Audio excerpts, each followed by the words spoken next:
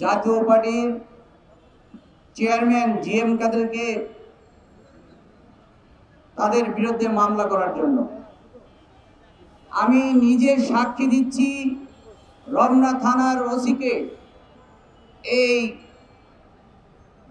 জাতীয় পার্টি অফিসের সংলগ্ন মেন রোডে 6:30টার দিকে পিছন থেকে আমাদেরকে অদ্ভুত আফসোস লাগলো।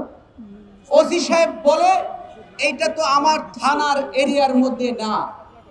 আমি একজন ভুক্তভোগী, আমাকে প্রথম দাবে পিটিয়ে রাস্তায় একবারে শুয়ে ফেললো, মাথায় আঘাত করলো, 15 থেকে 20 জন ছাত্র নেতাকে আঘাত করলো। আর রমনা মডেল থানার ওসি বলে যে এটা তো আমার থানার এরিয়ার মধ্যে না। এই যে প্রশাসনিক এখানে আছে, প্রশাসনিক কারো আওয়ামী লীগের রূপ পরিবর্তন হয়নি, প্রত্যেক জনের ভিতরেই আওয়ামী লীগের রূপ রয়েছে। আর উপদেষ্টাদেরকে বলতে চাই, বিপি নূরের জন্ম হয়েছে বিদায় কিন্তু আজকে আপনারা উপদেষ্টা হতে পেরেছেন। এই যে যারা উপদেষ্টা হয়েছেন, আমরা গুলি খেয়েছি, আমরা জেলে গিয়েছি, আমরা রিমান্ডে গিয়েছি, রাজপথে রক্ত ঝরিয়েছি, কিডনি ড্যামেজ করেছি বিদায় কিন্তু আজকে আপনারা উপদেষ্টা হয়েছেন। আমরা ভেবেছিলাম 17 বছরের অত্যাচার, জুলুম, নির্যাতনের বিচার হয়তো এই উপদেষ্টারা করবে। দেখলাম যে শেখ হাসিনার যেই রূপ, বর্তমানে যারা উপদেষ্টা আছে তাদেরও সেম রূপ। এই যে বিপি নূরকে হামলা করেছে, বিপি নূরকে পরিকল্পিতভাবে হত্যার উদ্দেশ্যে হামলা করেছে। কারা হামলা করেছে? পুলিশ, প্রশাসনিক, সেনাবাহিনী, জাতীয় পার্টির নেতাকর্মীরা বিপি নূরকে মারতে মারতে একবারে ওই আল্লাজি কমপ্লেক্সের সামনে তাকে একবারে ফোনের ফালিয়ে দিল। আর স্বরাষ্ট্র উপদেষ্টায় এখনো কোনো ভূমিকা রাখলো না। তো এই যে স্বরাষ্ট্র উপদেষ্টাকে বলতে চাই, আপনি একজন দলের প্রধানকে যেভাবে মানলো, বিভিন্ন মিডিয়াতে নিউজ হলো, পেপার পত্রিকায় নিউজ হলো, তারপরও আপনি একজন আসামিকে ধরতে সক্ষম হলেন না। আমরা দেখেছি আমাদের গণ অধিকার পরিষদের দলের সাধারণ সম্পাদক রাশেদ খান 48 ঘন্টা আলটিমেটাম দিয়েছে, বিপি নূরকে হত্যার উদ্দেশ্যে যারা হামলা করেছে তাদের যদি অ্যারেস্ট করা না হয় তাহলে কিন্তু সচিবালয় ঘেরাও করব।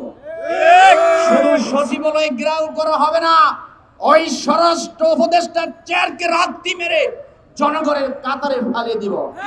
এই ধরনের অযোগ্য অপদার্থ স্বরাষ্ট্র উপদেষ্টার দরকার নাই।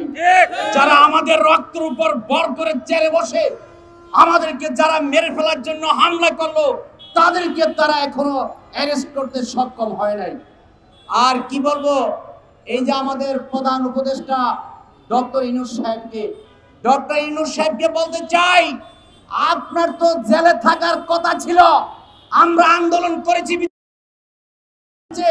আওয়ামী লীগ পালিয়ে যেতে বাধ্য হয়েছে, তাই 5 তারিখের পর আপনি প্রধান উপদেষ্টা হয়েছেন। যদি শেখ হাসিনার পতন না হতো 6 তারিখের পর আপনার কিন্তু জেলখানা থাকার কথা ছিল, কারণ আপনি তো মামলার আসামি ছিলেন। এই যে জিএম কাদেরকে আমি নিজে প্রধান বাদী হয়ে আমি তার নামে যে মামলা করলাম, জিএম কাদের কিন্তু হত্যা মামলার আসামি, তার নামে 2টি মামলা রয়েছে। বৈষম্য বিরোধী আন্দোলনের আমি একজন সংগঠক, সেই আন্দোলন করতে গিয়ে 15 জুলাই ছাত্রলীগ পুলিশের হামলায় নির্যাতিত হয়ে 2টি কিডনি ড্যামেজ হয়ে যায় বিসি চত্বর।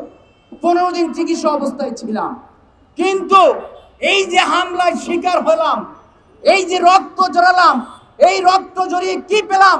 ভেবেছিলাম শেখ হাসিনা পালিয়ে গিয়েছে, আর দেশি বুঝে হয় মায়ের বুক খালি হবে না, আর জনতার সাধারণ মানুষের রক্ত জড়াবে না।